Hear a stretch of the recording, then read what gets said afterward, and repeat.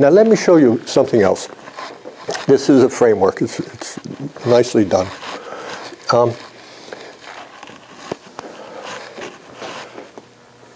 Everybody, pediatricians, doctors, educators, can tell us the significance, the importance of the first 3 years of life.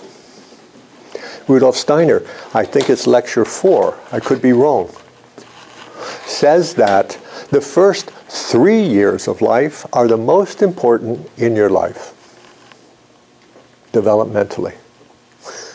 So you have to say to yourself, by the time I wake up and say something about myself, you know, the highlights are done. Not so. What are these 3 stages of the first 3 years of life?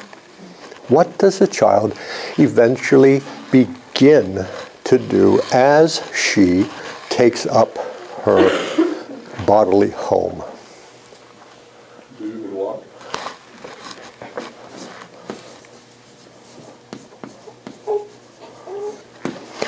Begins this activity of walking.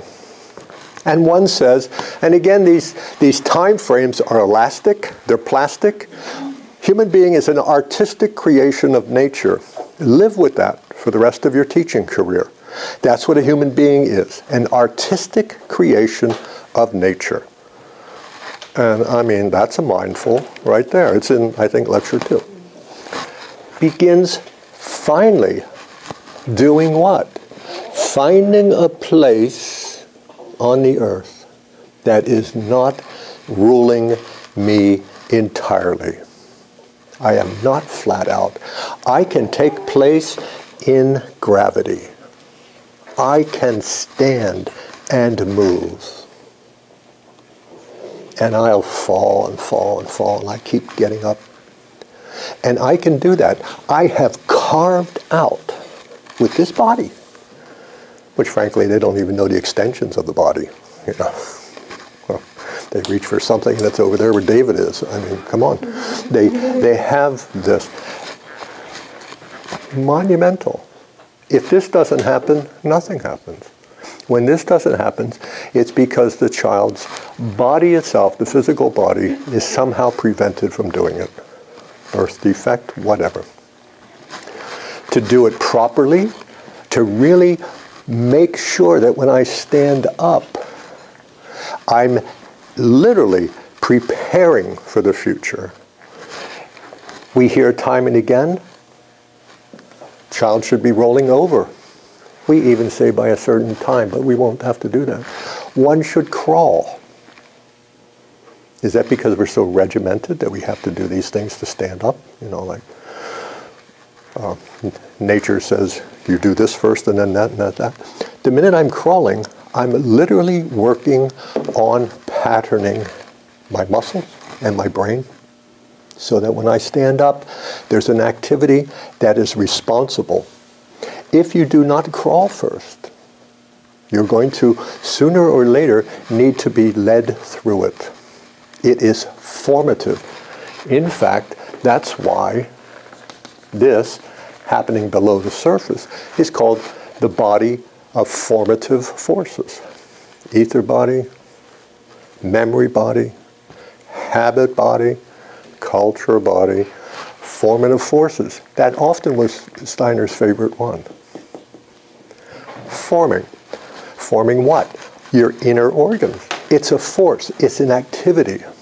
And the first thing it's doing is making sure that this head, which is so very important in the beginning, is taking the shapes that we need. And everybody, you can't go to a brain conference anymore without people talking about the first 3 years, specifically this one, for the importance of education. It's all known. At the same time, but let's think of it as somewhat separate.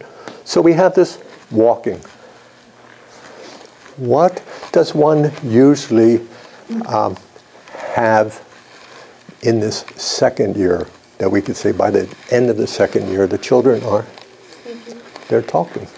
It's not no longer the babble, they actually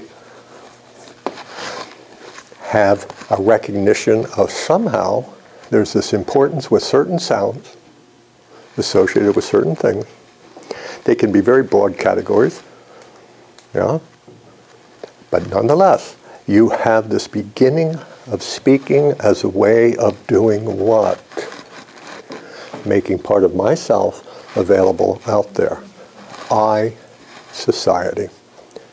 Society, I. Don't bother saying that to your 2-year-old. And your spouses, they probably don't want to hear it all that often either. But it is this. It involves so very much. Again, activity of the head, yes, but to now moving down so that you have your whole breathing. You have this mobilization of muscles to say certain things.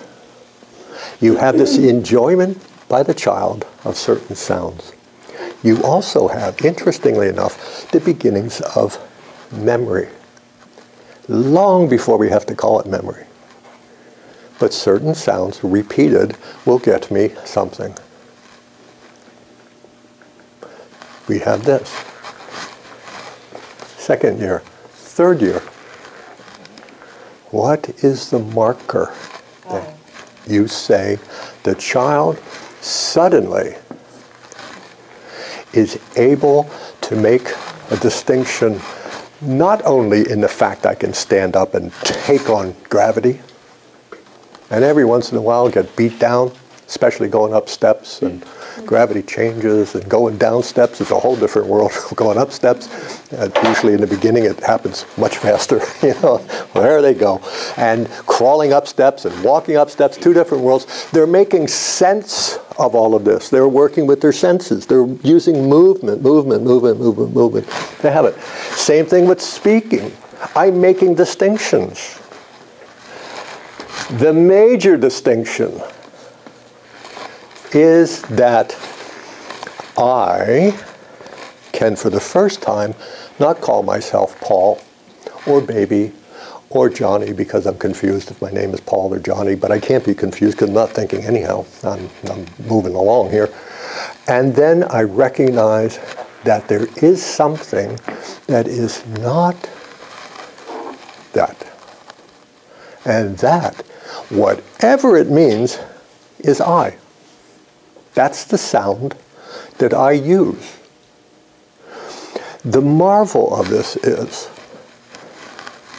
that let's just say as you have a brother, and the brother is trying to teach you how to talk. He shouldn't, but of course, 5-year-olds and 6-year-olds love to teach their siblings things, including walking at the age of 2 months and stuff like this. But he says, and you're talking to father and say, Daddy, Daddy, and you keep saying Daddy.